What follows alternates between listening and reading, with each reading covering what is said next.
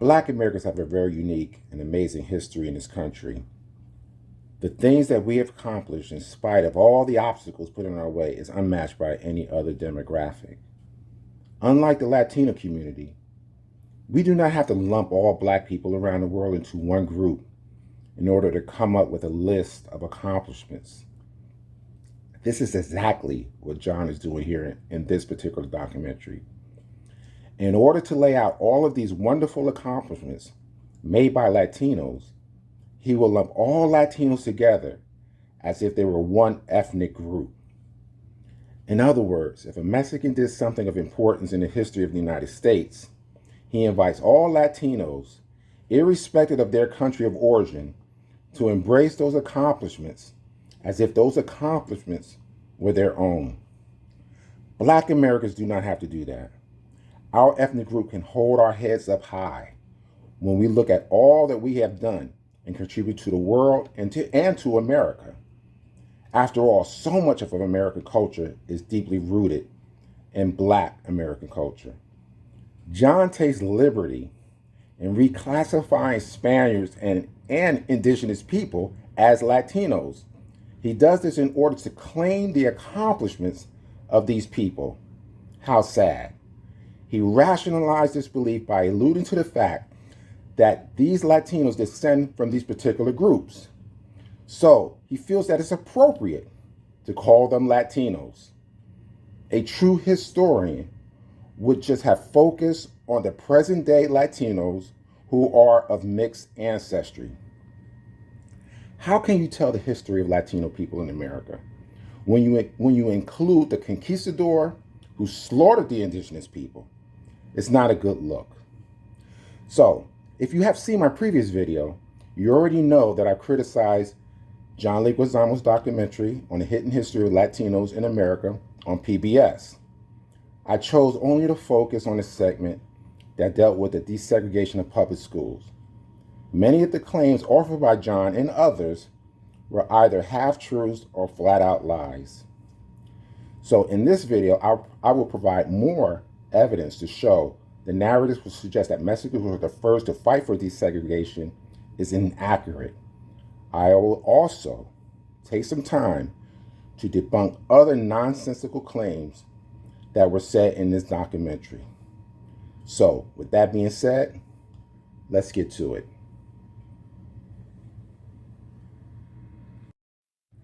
I personally believe the jury is still out as to the real identity of the Olmecs. You have people like me who believe that the Olmecs was probably a Negroid race, and you have others who believe that they were Native American. So all I could do is go with the evidence that's provided. Let me start with this article, which featured Jose Megar, who actually went and discovered, or actually went to the site where one of the first heads were discovered. I'm just going to read a small portion of this article, and I'm quoting Jose here. It was left in the excavation as one would not think to move it. They're talking about the head, the colossal head. Being of granite measuring 2 yards in height with corresponding proportions, on my arrival at the hacienda, I asked owners of the property where the head was discovered to take me to it so I could look at it. We went, and I was struck with surprise as a work of art. It was without exaggeration a magnificent sculpture. What astonished me was the Ethiopic type represented. That means African features. I reflected that there had undoubtedly been Negroes in this country, and they had to have been here since the first epoch of the world. Need I say anything more? When you compare the phenotypes between the Olmecs and the Mayan, the differences are stark. These groups are not related. Scientists want us to believe that these phenotypical differences happen in a span of 500 to 700 years. I'm not buying it. I have a theory, but for the purpose of this video, I just want to provide some evidence that the Olmec were probably a Negroid people. Aquí en el estado de Veracruz se considera que son la cultura madre. No se sabe exactamente cuándo habitaron y qué idioma hablaban. Solamente tenemos rasgos de ellos por los monumentos que nos dejaron, que son las cabezas colosales, estelas y altares. Okay. ¿Sí? ¿Cuándo vinieron a México? No se sabe exactamente cuándo vinieron a México, ya que ellos, como son la cultura madre, se supone que ellos siempre habitaron en México y de ahí ya se desprenden todas las otras culturas o todas las otras, pues sí, culturas se puede decir que habitaron aquí en México o en el estado de Veracruz. ¿Qué piensas de los rasgos africanos? ¿Qué son? Lo característico de las cabezas colosales son que tienen nariz ancha, labios gruesos, y entonces esto se considera que son rasgos africanos. Now, I know there's going to be a lot of people that's going to disagree with me, but that's cool. If you could explain this face and try to convince me that this is a Native American, then we could talk.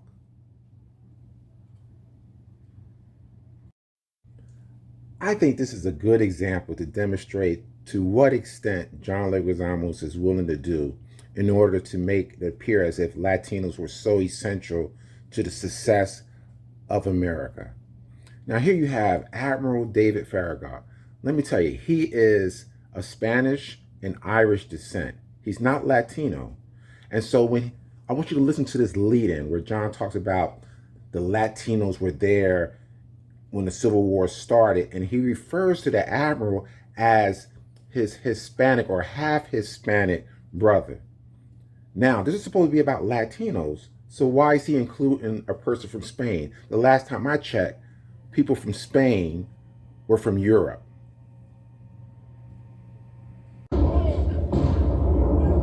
The War of North American Aggression, aka the Mexican-American War, was over by 1848. But in the U.S., it had fanned the flames of conflict between abolitionists and proponents of slavery. And those tensions set the stage for the Civil War. And guess who was there? Us Latinos.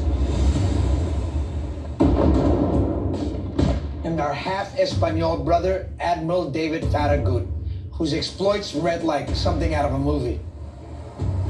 We were the first to fight against segregation in 1911, the Maestas family in Denver, Colorado, and they won. Sylvia Mendez fought against segregation in 1940 and won, paved the way for Brown versus Board of Ed. John is wrong again. Latinos weren't the first to fight against desegregation of schools. Here are several cases that precede or predate Mendez versus Westminster and Meatas versus Schoen. Let me read a little bit about this first case that's listed here, Roberts versus the City of Boston. Okay, so it's about a 5-year-old African-American girl. She was enrolled at Abiel Smith School, an unfunded all-black common school far from her home in Boston, Massachusetts. Her father, Benjamin F. Roberts, also African-American, attempted to enroll her at a closer, white-only school. After Sarah Roberts was denied on the basis of her race and was physically removed from one school, her father wrote to the state legislature to seek a solution. Eventually, the Supreme Court of Massachusetts heard the case in which Benjamin Roberts listed his daughter, Sarah, as the plaintiff and the city of Boston as the defendant. Not all African Americans supported Roberts. Most believed in separate but equal schooling and questioned what kind of education their child would receive from a white teacher. The defendant's attorney was Peleg Chandler. The plaintiff's attorney was Charles Sumner and Robert Morris, one of the country's first African American lawyers, and the judge was Lemuel Shaw. Sumner noted the distance that Sarah had to travel and the psychological trauma the girl would experience having to go to an all-black substandard school. Despite the plaintiff's lawyer's best efforts, Shaw ruled for the defendant. So that's the first or one of the earlier cases, and as you can see, there's so many. Inspiring to you? Well, the fact that really got me was that, we Latin people have been here, since the beginning. since the 1492, the conquest, and before, obviously, that from 1830 to 1930, 6,000 Latinos were lynched in America, burned alive and shot, and that we were massacred, segregated, and that the first case against segregation in America was a Maestas family in Denver, Colorado in 1914. And the first young boy lynched in America was a Latino boy, Antonio Gomez, in 1911 for disrespecting a white man. So these facts are there. And Apparently, John got this one wrong. Antonio Gomez wasn't the first boy lynched in America. Laura and L.D. Nelson were an African-American mother and son who were lynched on May 25th, 1911, near Okemah County, Oklahoma. They had been seized from their cells in Okemah County Jail the night before a group of up to 40 white men, reportedly including Charlie Guthrie, father of folk singer Woody Guthrie. The Associated Press reported that Laura was raped. She and LD were then hung from a bridge over the North Canadian River. According to one source, Laura had a baby with her who survived the attack. Antonio Gomez was hung a month after that in the same year. History. And that's the key. I mean, when I think of lynchings, I think of the South and I think of African Americans. But what you are teaching us in this book, Lynching in the West, it was a different story. What did you learn? Right. This is really the first history of lynching in America. It begins in California in 1850 statehood. This is while we still have slavery, so it's not happening yet in the South, at least not in the way that we tend to think of it. And so lynchings were invented, created in California, not in the South? Well, they're invented in New England, and they move their way across. Oh. They're a part of America, but the creation of racial victimization really does, I think, begin here in California, and it begins with targeting of Latinos, Native Americans, and Chinese. And that's right where I want to stop, because that is the key. When we think of lynchings, we think of African Americans being targeted, but pursuant to the Western experience, the far West experience in the 19th century, African Americans were but a small part of those that were lynched. It was, like you said, mostly Latino, a plurality were Latinos. Yes. Yes, and if you take all of the combined Latino, Native American, and Chinese, and African American and combine them, it makes about 2/3 of the total number of cases that I uncovered. I uncovered over 350 cases in the state of California. Previous records only included between 25 and 50. Wow. And when you say lynchings, you mean mob-driven murder where someone is put on a tree, hung up, and then executed. That's right. Many scholars resist defining lynching, but certainly we can say it's a large group. It can be from let's say 20 to 8,000 in some cases. See, the host is being a little crafty here, right? Because he's basically saying, why are we giving so much attention to African Americans? When in reality, it was the Latinos and other marginalized groups on the West Coast who were actually lynched first. Now, I get it, but here's the deal. The word lynching wasn't used in the Southwest. That was a word that was retroactively applied to that particular history. So what do I mean by that? For example, let's say you compare the word hanging versus lynching. Which one sounds more horrific? Most people will say lynching. So that's the word that they're going to use to apply to their history. Now, Black Americans are guilty of the same thing. We use the word Holocaust, which is a word or a term we borrowed from the Jews to highlight our horrific history through the transatlantic slave trade and our experience in the New World. So I get it why they would use that term. But let me read something for you guys. The first time the term lynching was used in a newspaper was in an editorial in 1898 by Alexander Manley in the Daily Record of Wilmington, North Carolina. Manley editorial directly challenged the popular idea about lynching. The term lynching likely originated during the American Revolution and comes from the phrase lynch law, which refers to punishment without a trial. So that's the history of the word. It's not something that originated in the Southwest. So let's get the history right.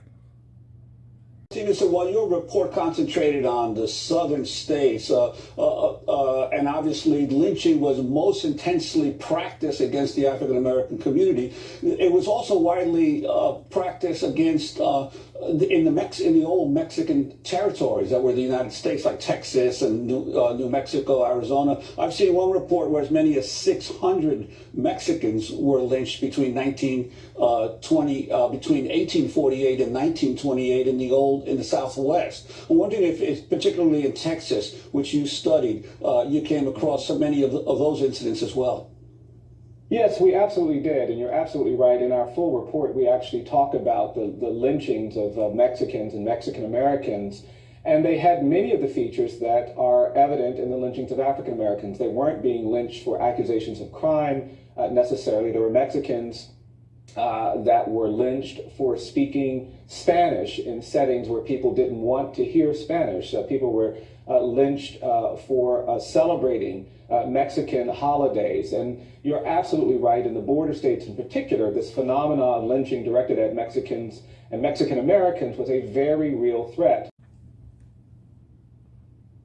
These are some of the images from the National Memorial for Peace and Justice in Montgomery, Alabama. All of these hanging blocks of steel represents as many as 4,700 documented lynchings in America, starting at the end of the 19th century to the 1960s. Clearly, there were many that were not documented. Some have estimated that the count could be as high as 7,000. Unfortunately, we may never know. This is the kind of history that America really needs to deal with.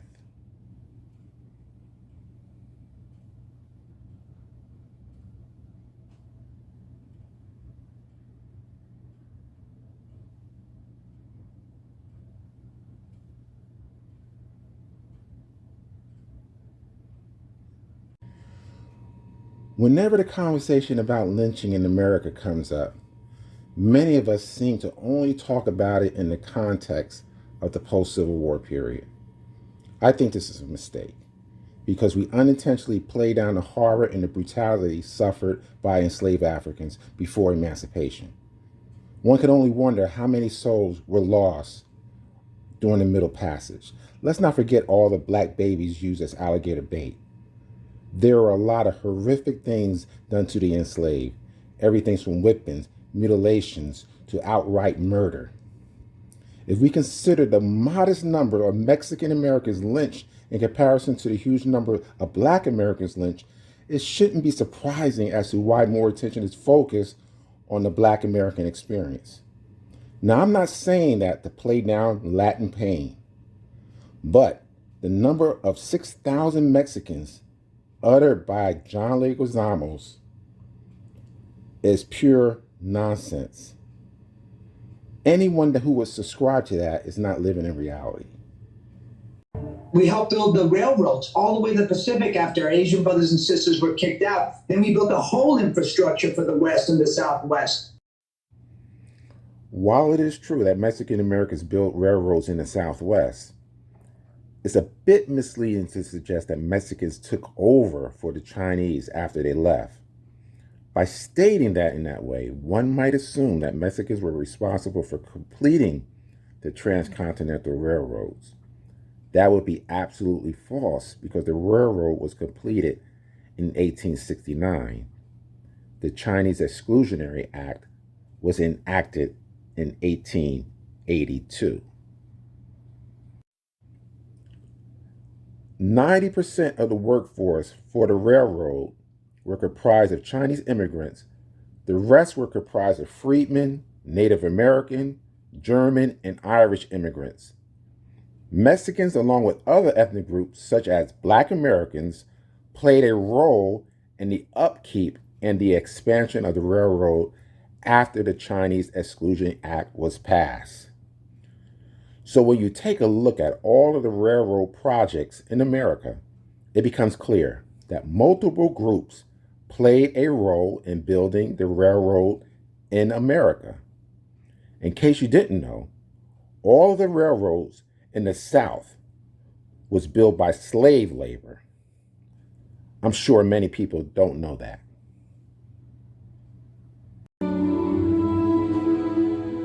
This site is dedicated to the Latino American heroes who received the Congressional Medal of Honor, our nation's highest award for bravery. For love of country, they performed above and beyond the call of duty. We're the most awarded ethnic minority, and each and every single war is a huge contribution to this country. So when John talks about the most awarded, he's basically referring to the 44 Medal of Honor winners who happen to be of Hispanic origin. Now, for me, it's easy to come up with that number because what you're doing, you are including all Latinos who served in the military. So you could be talking about Mexican Americans, Puerto Ricans, Cuban Americans, Dominican Americans, whoever. And so that number is ultimately going to be higher. All right. But let's be honest, if you want to talk about a particular ethnic group, specifically an ethnic group, then you have to talk about this Japanese American born infantry unit. It's called the 442nd Regiment or Regimental Combat Team. It was the most decorated unit for its size and length of service in the entire history of the U.S. military. In total, about 18,000 men served, ultimately earning approximately 4,000 Purple Hearts, 21 Medal of Honors, and an unprecedented 7 presidential unit citations. So when we talk about a particular ethnic group, you got to give these guys their props. Hollywood had just been Mexico 60 years prior, and they walked into a predominantly Latino culture. And yet we were not put on screen ever, except in D.W. Griffith's Birth of a Nation, where we were the villains. Thank you, D.W. Griffith. Out of all the claims that John Leguizamo's made, this has to be at least ranks at the top. Talk about appropriation. This is not merely appropriation. This is what I call tetherism. Not terrorism, tetherism. Because the context of the movie is about the Reconstruction era, where black people was finally allowed to run for public office and run for state senators and state representatives.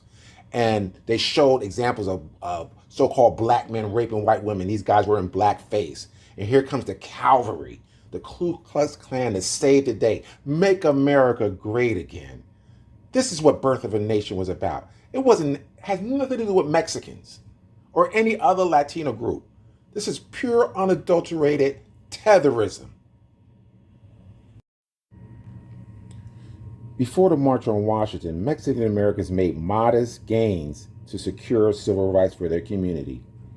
The first major civil rights action by Mexican Americans was the 1968 East LA school walkout. This was about the quality of education that they were receiving. Now, in many ways, you can see just how influential our civil rights movement had on them. If you look closely, you will see a sign in this particular image that says, "By any means necessary." I wonder, where did they get that quote from? I'm just saying. Take a listen to this song that farm workers would often sing when they were protesting. It's a familiar song from the Black church.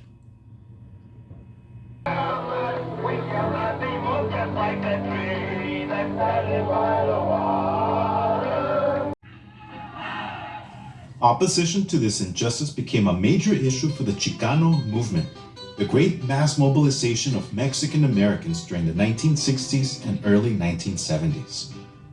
Inspired by the African American civil rights movement, Chicana and Chicano activists fought against political, economic, and educational discrimination while promoting Mexican American cultural pride.